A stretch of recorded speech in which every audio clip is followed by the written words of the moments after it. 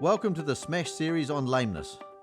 I'm Noldy Rust, and today we are on the Swney farm with Dave Swney and Stu Rogers from Hoof-it. Today we're going to talk about the anatomy of a hoof and how to trim it correctly.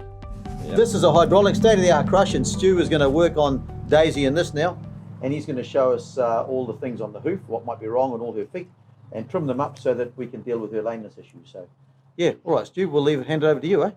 Sweet, thank you, Noldy. Thank you, good. All right, just carrying on. What we're going to do now is just have a look to see what if we can find any potential issues. So things are going to be a wee bit noisy, so I'm going to start with the grinder, but we'll take it step by step, and we'll see how we find things. Yeah, and I think it'll be good just to get a bit of clarification on what we're actually looking at on the hoof and how it grows, and then we'll dig into maybe what's causing the issue that we saw when she was walking before. Sure. Okay.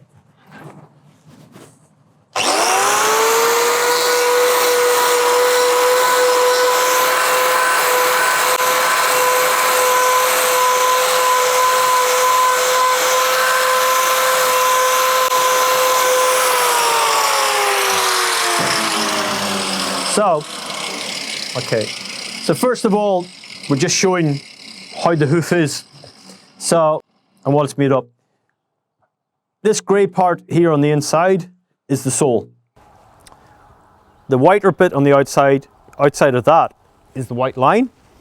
And then the dark bit on the outside again is the hoof wall or the capsule.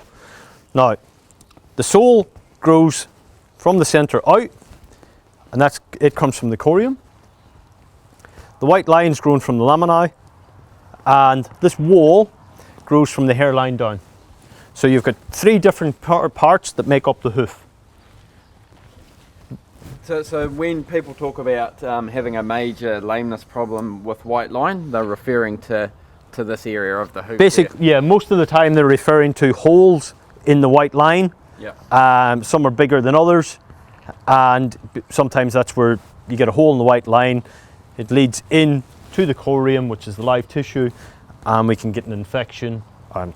Often it's complicated with stones, yep. Maybe abscess, and yeah, how we deal with it.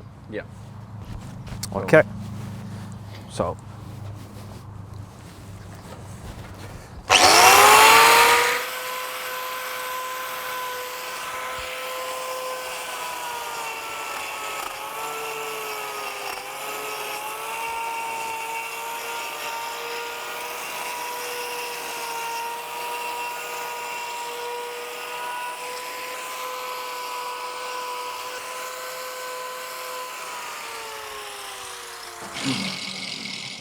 So what we've done here, Dave, is we've brought the cow's hoof back to a reasonable length. Yeah. So what I've done is this outer claw, I've brought it back to a similar length as the inner claw. Okay. I've taken very little off the inner claw because it was fine, and I've brought the excessive length, cut off the excess length off the trim. Okay, so you've compared the outer claw to the inside claw? Yeah. How do we know, I guess, that the inside claw is the right length? Okay. You can see here on the inside claw, we've trimmed a wee bit of wool. We've still got the white line. We haven't gone through the white line, so it hasn't been bleeding. And we've mirrored the outer claw to that. Yeah. As best as we can. Okay. So always make the outside claw match the inside claw. As much as you can. Yeah. Sometimes you can't always do that. Yeah. But if you can bring it back, and if you leave it a few millimeters longer on the outside, that's fine. But at least you've taken the best part of a couple of centimeters of excessive growth off. Yeah. Then from that, what we've done is we've tried to create an equal level. So all the bit that the grinder has cut off, that's all level now. So if you were to look up through there, Dave, you can see that that's all level.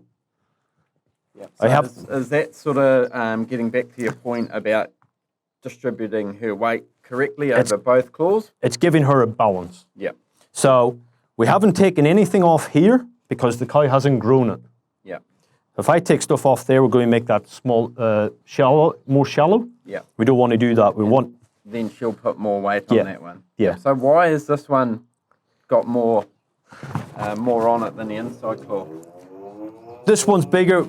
This was where she was doing a lot of work on that, a lot of there was a lot of stresses on it. Yeah. And it's a bit like calluses on our hands. The more manual work you do with your hands, the thicker your skin becomes after blisters, so to speak. With the cow, she was doing more load on here, so her body was going, I need to grow more sole there because it's going to wear away. Yeah. So she's focusing on growing sole on that claw rather than the inside. Because she keeps using that one more. Yeah. So we've redistributed the weight as best as we can for her. She's going to use this claw more now. Yeah. And that should give her a better balance on the hard surface, which is the concrete. Yeah. It doesn't matter as much once you go out into the soft pasture because the whole load will be distributed. Yeah. Yeah. It's when she's on concrete. It's when she's on the hard surfaces. Yeah. Yeah. And so is that why a lot of the time I know here, most of the issues I find on back feet are on the outside claw, and that's because she's actually just physically growing more hoof. Yeah, she's growing more. It's doing most of the work.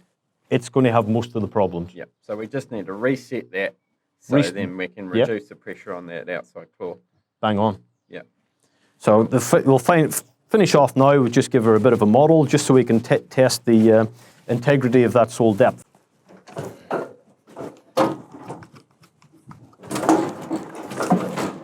It's okay, Pat.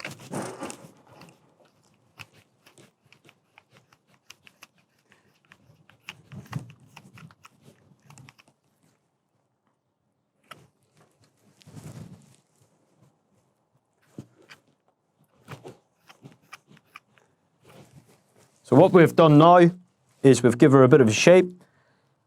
By doing these cuts, we're actually checking how good the sole is, the newest sole that she's growing, because it grows from the inside out. Yeah. Everything's the same grey colour, so I can tell you that everything appears to be healthy. Okay. If we were finding redness going deeper, I would be saying to you, oh, there's probably issues going to happen coming through in the future. Yeah. Which again is just giving you a heads up. Yeah.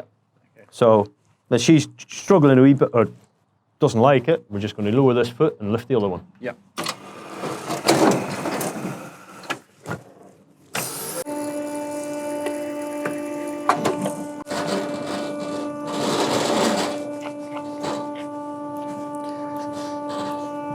So there we've found, it's a better example.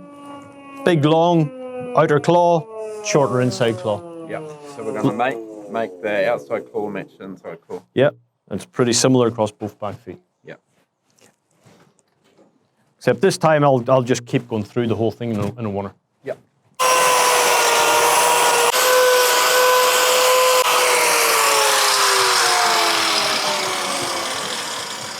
This time, Dave, we've found a little bit of white line up here. Oh, yes. Yeah. So I'm squeezing up in the cornet to see if there's going to be any issue. Doesn't appear so, because Daisy's not flinching. Yeah. But I will just trim that out. You see how it's in 2 strokes it's virtually disappeared. Yeah. So that's basically could be causing the issue that we saw earlier on one of the earlier videos from her walking. Could be. Yeah. What I'd be more inclined now is we haven't found too much on the back feet, as in the soles. We'll check the fronts. Yeah. And if we still don't find anything, then it might be actually muscular further up the limb. Yeah. But at least if we can rule out the bottom 2 inches as being the problem, at least we're trying to working towards the issue. So now we're here at the front foot, Dave. Yeah. Just for the people at home, just to help, in case somebody don't realise, on the front we're sort of working reverse to what the procedure was on the rear. Okay. Because on the rear, the big load-bearing claw was the outside one. Yeah. And the inside claw was the stabiliser. Yeah. On the front, it's the inside claw is the load-bearing one, and the outside claw is the stabiliser. Yeah. So we're just keeping that in mind. Then we still apply the same principles to trimming. Okay. So I'll just carry on. Yep.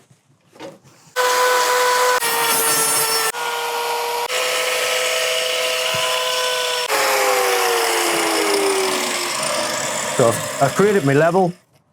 I'm not going any more because we don't want to make her lame. Yep. She has got a abnormal shape to this hoof. Yeah, with a bit of a hook in it. There's a little bit of a hook. Yeah. So we can't do any more than that. she is what she is. Yeah. And now we will just do the model.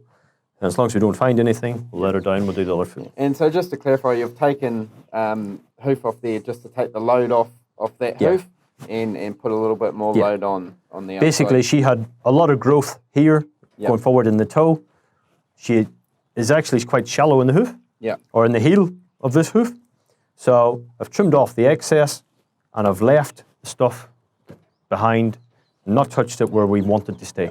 And I guess that links back to some of the preventative stuff we talked about earlier, is actually doing a little bit of this work will help prevent lameness in the future.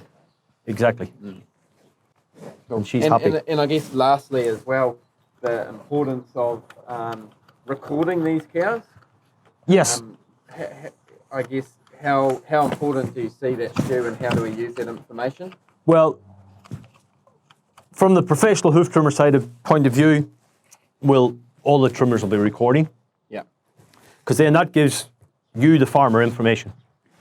Because then you can start to see trends Build a picture. and build a picture of what's happening on your farm, because it's going to be different to Billy's farm next door. Yeah. But it's because you're only interested in your farm, your cows. So we want to give you accurate information to your girls.